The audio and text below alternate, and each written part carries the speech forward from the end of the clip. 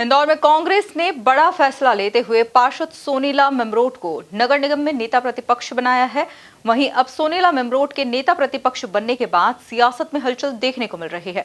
वहीं अब कांग्रेस में सियासी हलचल पर बीजेपी ने चुटकी लेना शुरू कर दिया है। देखिए, कांग्रेस पार्षद दल का आंतरिक लोकतंत्र समाप्त हो गया है। वो बड़े दुर्भाग्य की स्थिति है कि आप आमतौर पर कांग्रेस हमेशा ही विपक्ष में रही नगरीय निकाय में पिछले 25 वर्ष में इंदौर नगर पालिक निगम में, क्योंकि जनता ने उसे जनादेश नहीं दिया। लेकिन इतना तो उन्होंने लोकतांत्रिक प्रक्रिया का पालन किया कि पार्षदों ने मिल बैठकर तय किया कि उनका प्रतिपक्ष का नेता कौन होगा। ये परंपरा रही है और अब तो कांग्रेस में तुगलकी फरमान जारी होने लगे। अचानक कांग्रेस के प्रदेश अध्यक्ष और कांग्रेस के प्रभारी महोदय ने तय किया कि फला फला व्यक्ति नेता प्रतिपक्ष होगा। अब ये निर्णय जब हुआ तो कांग्रेस के पार्षद दल में हड़कंप मच गया है। आज मीडिया की सुर्खियां हैं कि कांग्रेस के पार्षदों में बैठकों का दौर चल रहा है और इस विरोध को वो चुनौती के रूप में ले रहे हैं। वो ऐसा मान रहे हैं उनके अधिकारों का हनन हुआ है। हम इस विषय में इतना कहना चाहेंगे, ये कांग्रेस की आंतरिक अलोकतांत्रिकता और परिवारवाद की पराकाष्ठा है। और हमने शुरू से ही कहा है कि कांग्रेस एक परिवारवादी पार्टी है जिसमें डेमोक्रेसी नाम की कोई चीज नहीं, ऊपर से नियुक्तियां होती हैं। और आज कांग्रेस के पार्षद ये बात कह रहे हैं।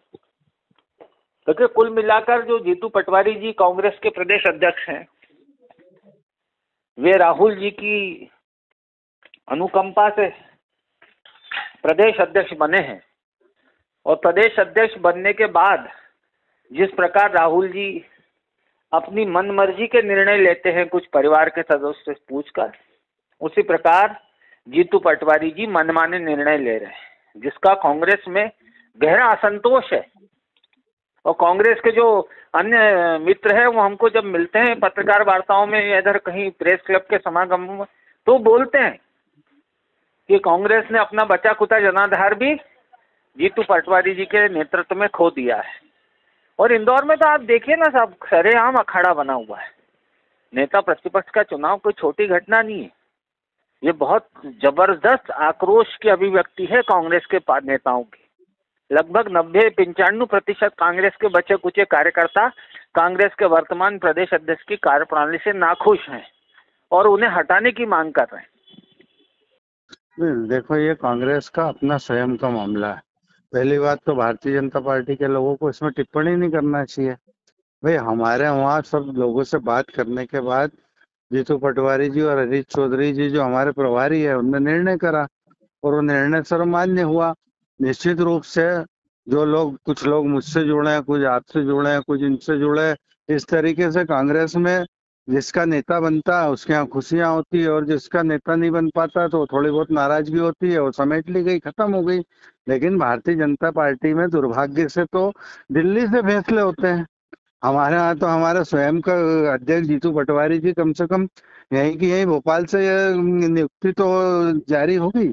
इसमें बीजेपी के लोगों को कोई हस्तक्षेप ही नहीं होना चाहिए। वहां तो 2 लोग ही पूरा संगठन और सत्ता चला रहे हैं। हमने तो कभी बोला ही नहीं। और जब भी इस विषय में बात आई तो हमने बोला कि बीजेपी का ये अंदरूनी मामला है। लेकिन गुटबाजी क्या भाजपा में नहीं है या कांग्रेस में नहीं है या अन्य अन्य दलों में नहीं है? इस तरीके की बातें कोई औचित्यहीन बात मानता हूँ मैं, कोई मतलब नहीं। जैसे चिंटू चोकसे जी के साथ सारे पार्षद थे, ऐसे सोनीला मेमरोट जी का भी साथ देंगे और चिंटू चोकसे जी स्वयं उनके साथ रहेंगे और पूरी कांग्रेस पार्टी उनके साथ रहेगी। जिस तरीके से भारतीय जनता पार्टी के महापौर जी और उनकी परिषद काम कर रही हो, किसी से छुपा हुआ नहीं है, सारे दूर खुदा हुआ है। भ्रष्टाचार चरम सीमा पे है। 2-2 हजार करोड़ रुपए की फाइलें पकड़ा रही है, लेकिन कोई सुधबुद्धि नहीं है।